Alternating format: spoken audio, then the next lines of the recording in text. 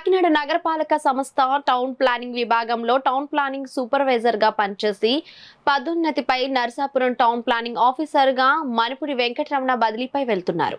దీంతో Kakinada smart city కార్యాలయంలో సమావేశం హాల్లో టౌన్ ప్లానింగ్ అధికారులు సిబ్బంది వెంకటరమణను ఘనంగా సన్మానించి సత్కరించారు. ఈ కార్యక్రమంలో DCP Krishnarao, town planning supervisor Balasubrahmanyam, town planning కార్యాలయం సిబ్బంది తదితరులు పాల్గొన్నారు. ప్రమోషన్ అనేది మన స్థాయి, అది హోదా అంతా తిరుగుతుంది, గొప్పగా ఉంటాం, కారు తిరుగుతాం, ఎక్కడ ఉంటాం. కానీ ఇంకో రకం ఉంది కదా, ఫ్యామిలీ.